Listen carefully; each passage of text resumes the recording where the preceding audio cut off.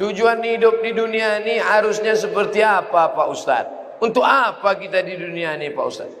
Biasanya pertanyaan orang macam ini dia udah di tepi jembatan.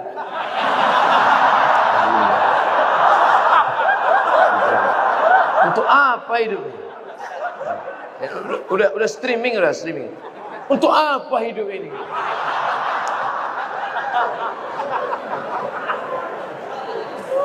Satu. Alladzi khalaqal mauta wal hayata. Allah menciptakan hidup dan mati. Untuk apa? Liyabluwakum ayyukum ahsanu amala. Supaya Allah melihat siapa yang paling baik amala. Makanya kalau mau jadi pejabat, jadilah pejabat yang amalnya baik. Jadi polisi, jadilah polisi yang amalnya baik. Jadi tentara, jadilah tentara yang amalnya baik. Jadi ustadz, jadilah ustadz yang amalnya baik. Karena kita hidup ini dituntut siapa yang paling baik amala. Amal bukan sholat. Amal bukan baca yasin. Amal bukan puasa sunat. Itu ibadah. Hebat Pak Bupati kami Pak Ustaz. Kenapa? Pak Bupati kami rajin sholat duha. Itu bukan amal. Itu siapapun bisa. Sholat duha tak perlu jadi bupati. Betul? Yang dimaksud amal adalah dengan jabatan kekuasaan yang ada di tangan kita, bisa kita berbuat. Kalau jadi anggota dewan, buatnya perda syariah. Anak SD tidak boleh masuk SMP kecuali punya ijazah MDA. Setuju? Itu Bang. Dengan kekuasaan. Jangan nanti udah pensiun baru datang. Ustaz Somad, apa yang bisa kita buat untuk bangsa ini? Tangan pun udah menggeletar. Itu apa? Ustaz Somad, kami sebagai aparatur negara, PNS, apa yang bisa kami buat amal kami? Mana PNS? PNS kemana nih? Kenapa banyak orang ngantri? Mohon maaf Ustaz Somad, PNS-nya sedang sholat duha di musola. Bodoh. Amal PNS bukan sholat duha. Sholat duha sebelum berangkat tadi. Amalnya sebagai PNS adalah bagaimana melayani masyarakat, dipermudah urusan orang. Urusan KTP. KTP Anda masukkan pagi, selesai sore, dikirim melalui pos. Bisa apa tak bisa? Bisa. Mudahkan urusan orang di dunia, dimudahkan pula urusan di akhirat nanti. Amin. Ustadz, apa yang bisa kami lakukan untuk ustadz-ustadz? Kumpulkan ustadz-ustadz, kumpulkan imam-imam, kumpulkan khotib-khotib, kumpulkan guru-guru mengaji, beri mereka pelatihan, permudah urusan SIM kendaraan bermotor mereka. Setuju?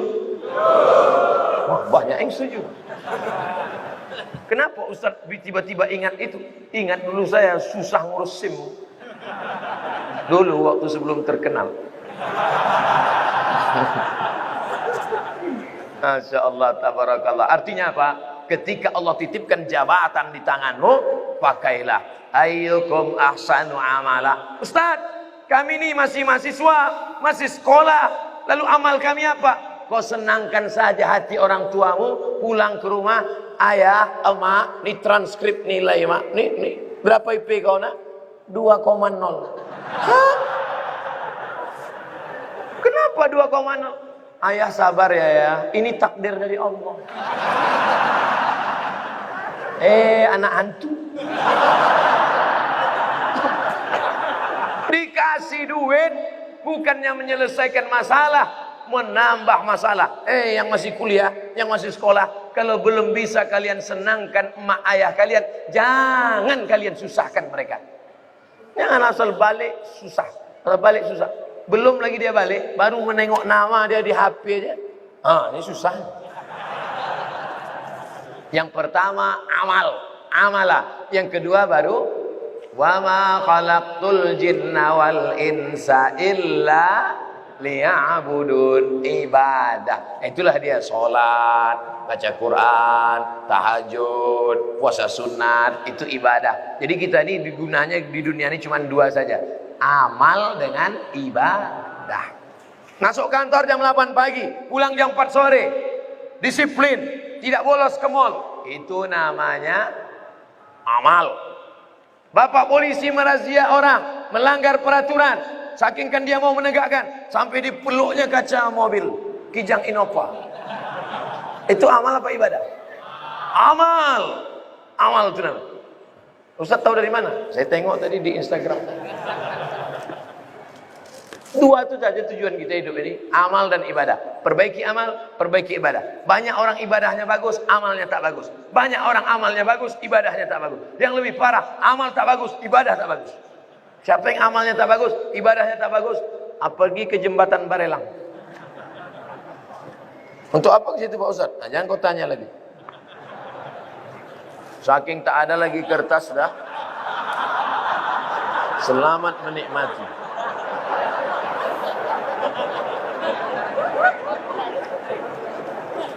Apakah azab hanya ada untuk orang yang sudah meninggal saja? Allahumma inni a'udzubika min azabi jahannam wa min azabil qabri wa min fitnatil mahya wal mamat wa min syarri fitnatil masihid dajjal. Hadis riwayat Muslim. Baca sebelum salam. 4. Allahumma inni a'udzubika min azabi jahannam wa min azabil qabri wa min fitnatil mahya wal mamat wa min syarri fitnatil masihid dajjal. Tangannya tetap satu, jangan 4. Hadis sahih.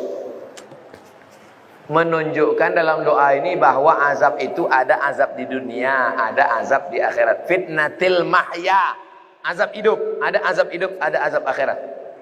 2. Apa perbezaan cobaan dan azab? Salat rajin, puasa rajin, tak pernah mencuri, tak pernah maksiat, tiba-tiba sakit, itu ujian, karena Allah ingin mengangkat derajatnya. Minum khamar, mabuk, tiba-tiba sakit, azab dari Allah. Tapi azabnya itu pun juga Allah ingin menghapuskan silap salahnya. Makanya kalau ada orang sakit, ada 3 kemungkinan. Pertama, azab karena balasan atas dosa-dosanya, tapi di balik azab itu juga ada rahmat supaya dosanya hilang. 2, Allah ingin mengangkat derajatnya karena dia sabar menerima ujian. 3, Allah sudah menempatkan dia di surga tertinggi tapi amalnya kurang. Maka kata Allah kepada malaikat, malaikat kasih dia ujian supaya kalau dia cukup maka dia ditempatkan. Mudah-mudahan kita semuanya sudah ditempatkan di surga Jannatul Firdaus. Tinggal lagi menambah amal-amal kita. Ini udah kemarin nama dia di mana nih? Ini di Firdaus ya Allah. Amal dia di mana? Amal dia kurang-kurang sedikit. Buat dia agak demam-demam puyuh 3 hari. Kalau dia sabar masuk. Kalau nanti Bapak Ibu jamaah Tanjung Pinang masuk ke dalam surga, amin. Pas sampai ke dalam surga, tengok kanan kiri tak ada saya. Mana Ustaz Somad? Cari saya di ruang VVIP. Pede kali Ustaz. Orang Islam mesti pede. Yang ngajarkan dia pede Nabi. Man qala la ilaha illallah Muhammadur Rasulullah dakhalal jannah. Siapa yang mengucapkan la ilaha illallah Muhammadur Rasulullah dakhalal jannah, masuk surga. Ini banyak orang, kau gimana masuk surga? Entahlah Pak Ustaz, enggak pasti lagi. Apa tak pasti? Kau masuk surga, pasti masuk surga. Cuman masalahnya masuknya kapan? Nah itu aja. Nah, ada yang antriannya panjang, pakai transit delay pula lagi. Nauzubillah.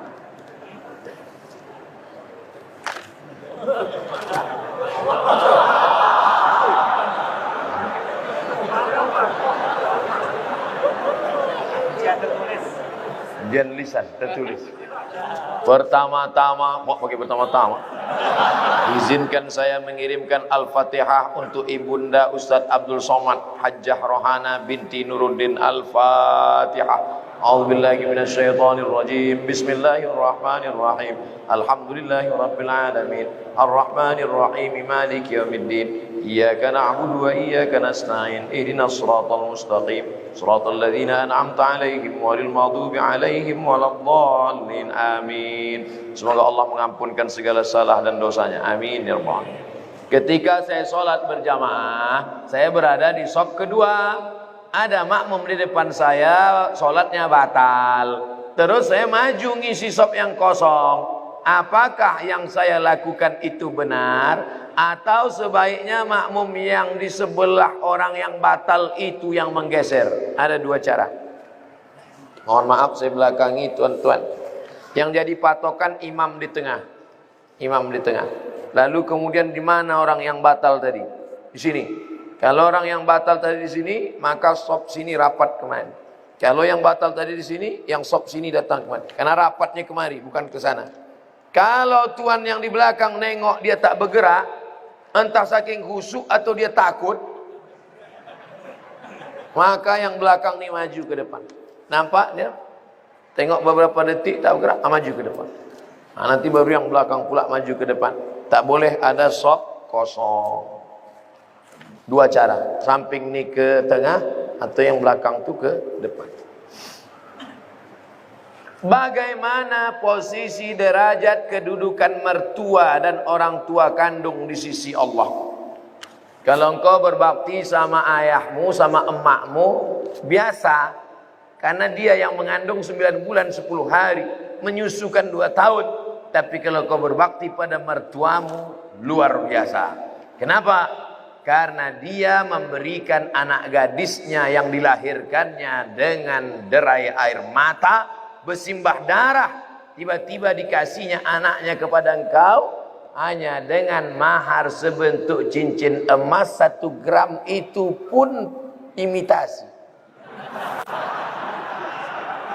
Mau dia mengasihi anak gadisnya, ikhlas dia memberikannya.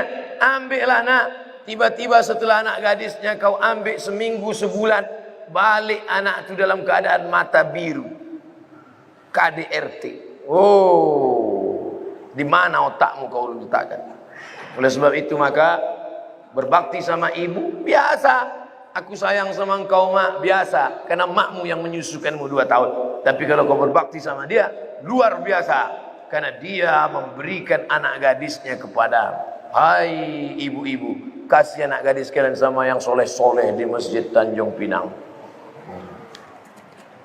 Tak ada yang mengaminkan, tak dapatlah kalian.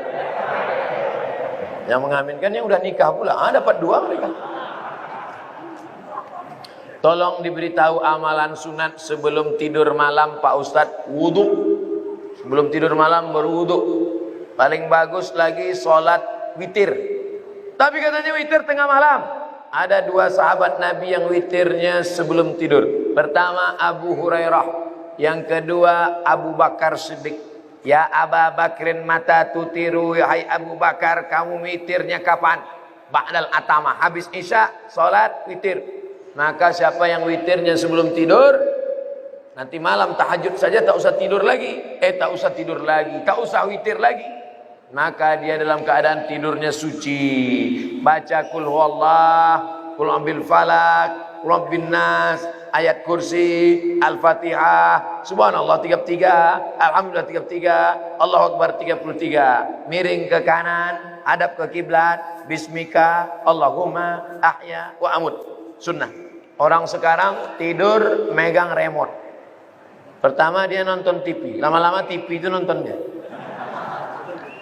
Cuma mau dapat rahmat barokah? Mati su'ul khotimah. Yang ditonton film hantu. Saya tahu Ustadz tidak merokok, tapi tolong beri saya motivasi untuk stop merokok. Udah capek udah saya cerita rokok ini.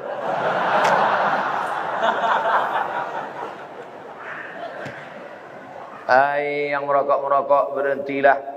1 hari 10.000, 1 bulan 300.000, 1 tahun 3 juta, 1 tahun 3.600.000, sudah bisa beli kambing kurban. Bisa apa tak bisa? Bisa. 2 ekor kambing bisa kurban. Coba mulai besok. Kalau mulut tu agak-agak masam, cari permen. Tak tahan juga, rokok. Agak 1 isap, sudah tak boleh. Perlahan-perlahan. Tanya orang yang sudah berhenti itu, gimana cara dia bisa berhenti? Di luar negeri orang berhenti karena pajak rokok ditinggikan setinggi-tingginya. Semoga Allah senantiasa melindungi Ustaz. Amin ya rabbal alamin. Berapa banyak dari pendapat tabi'in yang boleh kita ikuti dan kriteria pendapat tersebut? Mohon doa untuk anak kami M. Nabil dan Rapika Gunawan menuntut ilmu di pondok. Nanti di akhir majelis kita sama-sama berdoa semoga anak-anak kita semuanya menjadi penghafal Al-Quran, menjadi para mujahid yang menolong agama Allah ini dengan harta dan nyawa mereka insyaallah. Ada tabi'in namanya Al-Imam Al-Hasan Al-Basri, kampungnya di Basrah, Irak. Maka ucapan-ucapan dia itu banyak dijadikan sebagai sandaran pendapat. Kriteria menerima pendapat tabi'in itu adalah, kalau dalam tafsir itu ada 4. Tafsir ayat Quran dengan Quran, tafsir ayat Quran dijelaskan hadis Nabi, tafsir ayat Quran dijelaskan oleh pendapat sahabat, tafsir ayat Quran dijelaskan oleh tabi'in. Tengok tafsir Tabari, ada tafsir Ad-Dhahhak, ada tafsir Mujahid, ada tafsir Ikrimah. Itu semuanya adalah tabi'in yang memberikan penafsiran. Tapi kalau dia bertentangan dengan Quran, bertentangan dengan sunnah, maka tidak dapat diamalkan. Tapi mustahil mereka membuat-buat pendapat, karena mereka adalah ahlus sunnah wal jamaah. Tabi'in yang condong kepada Qadariyah, Jabariyah, Mu'tazilah, fitnah khalqil Quran, keluar dari Ahlussunnah, maka tak bisa dipakai. Nah, ini semua harus dengan syarat dan ketentuan berlaku.